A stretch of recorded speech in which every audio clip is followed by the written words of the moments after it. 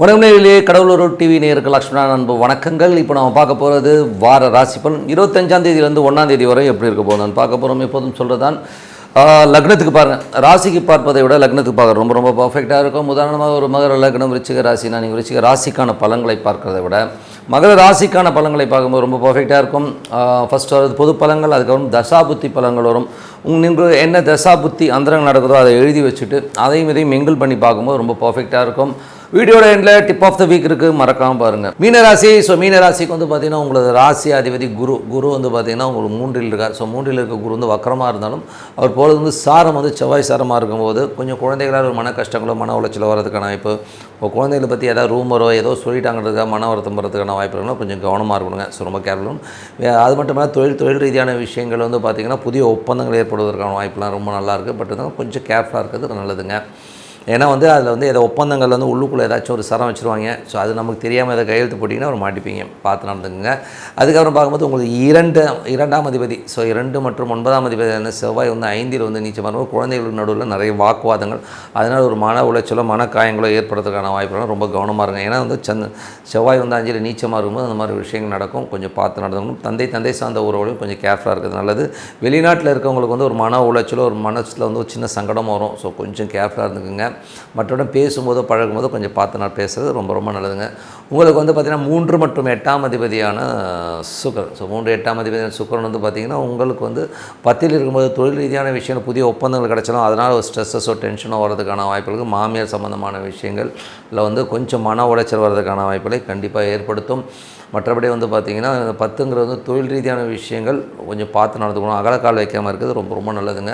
So 4 மற்றும் 7ஆம் அதிபதியான புதன் வந்து பார்த்திங்கன்னா 9ல் இருக்கும்போதும் தாயார் மற்றும் மனைவி சார்ந்த விஷயம் நல்ல ஒரு பிரயாணங்கள் மேற்கொள்வது, கொஞ்சம் வந்து வெளியூர் பிரயாணங்கள் மேற்கொள்வதற்கான வாய்ப்புலாம் ரொம்ப சிறப்பாக இருக்குங்க. 5ஆம் அதிபதியான சந்திரன் வந்து பார்த்திங்கன்னா உங்களுக்கு சிறப்பான பலன்களை சிறப்பாக பண்ணுதுங்க. ஸோ உங்களுக்கு வந்து பார்த்திங்கன்னா கண்டிப்பாக ஒரு வியாழக்கிழமைகளில் வந்து சந்திராஷ்டம காலங்கள் மட்டும் கொஞ்சம் கவனமாக இருக்கணும், மற்றபடி எல்லாமே சிறப்புங்க. அதுக்கப்புறம் பார்க்கும்போது உங்களுக்கு வந்து ஏன்னா வந்து அந்த வியாழக்கிழமைகளில் வந்து பார்த்திங்கன்னா அந்த சந்திராஷ்டமங்கிற ஒரு விஷயம் வந்து ஒரு ஸ்ட்ரெஸ்ஸையும் டென்ஷனையும் கண்டிப்பாக ஏற்படுத்துங்கிறது வந்து எந்த இதுவும் இல்லை. ஏன்னா வந்து குழந்தைகள் விஷயங்களையும் கொஞ்சம் பார்த்துக்கணும் அந்த டைமில். அதுக்கப்புறம் பார்க்கும்போது ஒரு 6ஆம் அதிபதியான சூரியன். ஸோ 6ஆம் அதிபதி சூரியன் 9ல் இருக்கும். வேலை விஷயங்கள் வந்து நிறைய பிரயாணங்கள் மேற்கொள்வதற்கான வாய்ப்புகள் இருக்குது. தந்தையுடைய உடல்நலம் சார்ந்த விஷயங்கள் கவனமாக இருக்கணும். வெளிநாடு சார்ந்த வேலைகள்லாம் ரொம்ப சிறப்பாக இருப்பதற்கான வாய்ப்புகள் ரொம்ப நல்லாயிருக்கு. ஸோ அதுக்கான கொஞ்சம் பிரயாணம் பண்ணுற மாதிரி விஷயங்களை நிறைய ஏற்படுத்துங்க.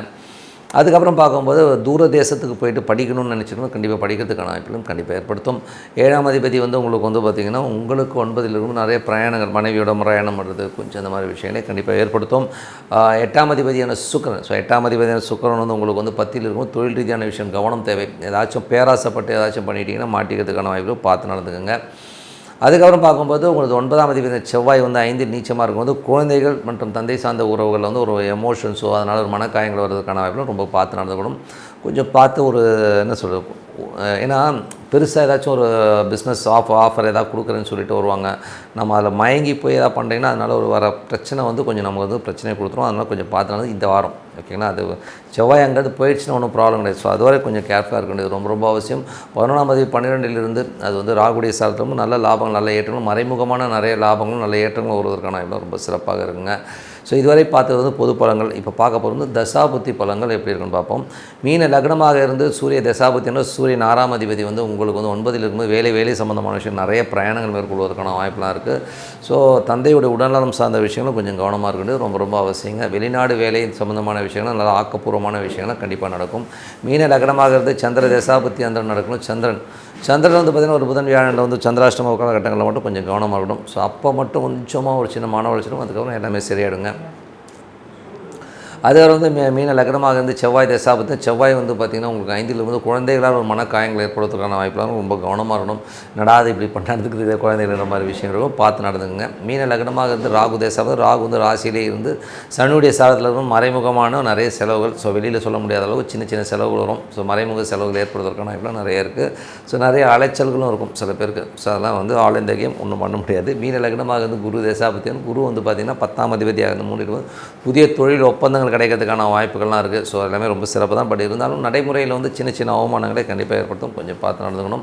மீன லக்னமாக இருந்து சனி தசாபுத்தின சனி வந்து பார்த்திங்கன்னா உங்களுக்கு வந்து 12 இருந்தாலும் அது ராகுடைய சாரத்தில் இருக்கும்போது மறைமுகமான நல்ல லாபங்களும் சின்ன சின்ன செலவுகளை ஏற்படுத்தும். பட் ஆனால் ஃப்யூச்சரில் வந்து ஒரு பெரிய ஒரு பேஸாக அமைகிறதுக்கான ரொம்ப சிறப்பாக இருக்குது. மீன லக்னமாக வந்து புதன் தசாபுத்தின்னு 4 மற்றும் 7ஆம் அதிபதி புதன் வந்து பார்த்திங்கன்னா உங்களுக்கு 9ல் இருக்கும்போது நிறைய பிரயாணங்கள் மேற்கொள்வதற்கான வாய்ப்பினை நிறைய ஏற்படுத்தும். புதன் வக்கரமாக கொஞ்சம் ஸ்லோவாக நடக்கிற மாதிரி ஃபீலை கண்டிப்பாக ஏற்படுத்தும். தாயார் மற்றும் மனைவியால் வந்து கொஞ்சம் வந்து அவங்களை விட்டு கொஞ்சம் வெளியூர் போகிறது பிரயாணங்கள் மேற்கொள்வதற்கான வாய்ப்பினை நிறைய ஏற்படுத்தும். அது வந்து எல்லாமே ஆல் இந்த கேம் தானே, ஒன்றும் பண்ண முடியாது. ஸோ மீன லக்னமாக வந்து கேது திசை, கேது வந்து பார்த்திங்கன்னா உங்களுக்கு வந்து 7லிருந்து அது சூரியனுடைய சாரத்தில் இருக்கும்போது நிறைய மன உளைச்சல்கள், கணவன் மனைவிக்குள்ள ஒரு சின்ன சின்ன மன உளைச்சல்கள், சில பேருக்கு வந்து மனைவி விட்டு கொஞ்சம் வெளியூர் பிரயாணங்கள் மேற்கொள்வதற்கான வாய்ப்பினை நிறைய ஏற்படுத்தும்.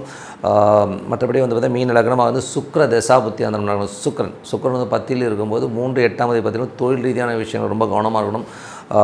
மாமியார் சம்மந்தமான விஷயங்களில் கொஞ்சம் வந்து ஜாக்கிரதையாக இருக்கிறது ரொம்ப ரொம்ப அதனால் ஒரு மன உளைச்சலும் கொஞ்சம் பார்த்து நடந்துங்க. ஸோ மற்றபடி நாங்கள் ஒரு நல்ல ஒரு பிரார்த்தனை மனதார இறைவனை பிரார்த்தனை பண்ணுவோம், கண்டிப்பாக அடுத்த லெவல் போகிறதுக்கான வாய்ப்பு ரொம்ப சிறப்பாக இருக்குது. ஸோ மனதார பிரார்த்தனை பண்ணுங்கள் சொல்லிட்டு இப்போ பார்க்க போகிறது tip of the week. So tip of the வீக்கில் வந்து இப்போ நம்ம சொல்ல போகிற விஷயம் என்னென்னா புஷ்கர நவாம்சம். இந்த புஷ்கர நவாம்சம்ங்கிறது வந்து பார்த்திங்கன்னா ஒரு காரியம் நம்ம தொடங்கும்போது ஒரு லக்னம் வரும். ஸோ அந்த லக்னம் வந்து புஷ்கர நவாம்சத்தில் இருந்ததுன்னா ரொம்ப சிறப்பான பலன்களை கண்டிப்பாக கொடுக்குங்க. ஸோ உதாரணமாக சொல்ல போனோம்னா ஒருத்தர் ஒரு தசாபுக்தி அந்தரங்கள் நடக்குதுன்னு வச்சுப்போமே, அவருக்கு வந்து அந்த நட்சத்திரம் வந்து ஒரு புஷ்கர நவாம்சத்தில் வந்துச்சுனாலே அந்த தசாபுக்தி ஃபுல்லாகவே வந்து அவரை வந்து அருமையாக கொண்டு போகும். புஷ்கர நவாம்சன்றது வந்து என்ன அர்த்தம் வரும்னா பல்லாக்கில் தூக்கி செல்வதுன்னுவாங்க. ஸோ பல்லாக்கில் ஒருத்தன் வந்து எவ்வளோ சொகுசாக போவானோ, ஸோ அந்த மாதிரி வந்து ஒரு சொகுசான ஒரு ட்ராவலே அந்த தசாபுக்தியில் கொடுக்குங்கிறது தான் உண்மையான விஷயம். அதனால் எந்தவித ஒரு காரியமாக இருந்தாலும் அந்த புஷ்கர நவாம்சத்தில் நம்ம ஆரம்பிக்கும் போது ரொம்ப சூப்பராக இருக்கும். புஷ்கர நவாம்சம்னா என்ன? புஷ்கர நவாம்சம்னா ஒன்றும் இல்லைங்க, ஒரு நட்சத்திரம். இப்போ நீங்கள் ஒரு தசா நடக்குதுன்னா ஒரு நட்சத்திரம் வரும். அந்த மாதிரி நட்சத்திரத்து மேலே லக்னம் ட்ராவல் ஆகும். இப்போ உதாரணத்துக்கு வந்து காலையில் வந்து சூரிய உதயம் ஆகும்போது லக்னம் வந்து பார்த்திங்கன்னா இப்போ உதாரணத்துக்கு இப்போ வந்து கார்த்திகை மாதம் விருச்சிகத்தில் வந்து சூரியன் இருக்குது, அங்கேருந்து லக்னம் ஸ்டார்ட் ஆகும். ஸோ அது வந்து ஒவ்வொரு நட்சத்திரமாக ட்ராவல் ஆகிட்டு போகும். ஸோ அதனால் வந்து புஷ்கர நவாம்ச நட்சத்திரத்தில் அந்த லக்னம் அமைஞ்சு ஒரு காரியம் செய்யும்போது அது சிறப்பான பலன்கள் வேறு லெவலில் வந்து வெற்றி கொடுக்கறதுக்கான பலன்களாக இருக்கும். ஸோ உதாரணமாக சொல்ல போனோம்னா சூரியனுடைய நட்சத்திரங்கள் என்ன வரும்? உங்களுக்கு வந்து கார்த்திகை வரும், கார்த்திகை, உத்திரம், உத்திராடம். ஸோ இந்த 3 நட்சத்திரங்களில் வந்து பார்த்திங்கன்னா உங்களுக்கு வந்து இந்த 1 மற்றும் 4ஆம் பாதம் வந்து புஷ்கர நவாம்சத்தில் வரும். ஸோ லக்னம் வந்து இந்த பாதங்களில் போகும்போது ஒரு சுப நிகழ்ச்சிகளையோ ஒரு நல்ல விஷயத்தையோ ஆரம்பிக்கும் போது ஒரு சிறப்பான பலன்களை கண்டிப்பாக கொடுத்துருங்க.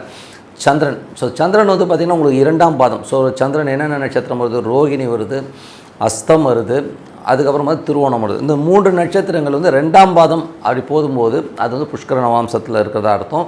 நீங்கள் ஒரு காரியம் செய்யும்போது அந்த லக்னம் வந்து அந்த இப்போ சந்திரனில் பண்ணுறீங்கன்னு வைங்கன்னா 2ஆம் பாதத்தில் போகும்போது அது புஷ்கர நவாம்சம் ஒரு சிறப்பான பலன்களை கண்டிப்பாக கொடுத்துரும். அதே மாதிரி வந்து பார்த்திங்கன்னா உங்களுக்கு வந்து செவ்வாய் மற்றும் புதனுடைய நட்சத்திரங்களுக்கு வந்து உங்களுக்கு வந்து புஷ்கர நவாம்சம் வராது.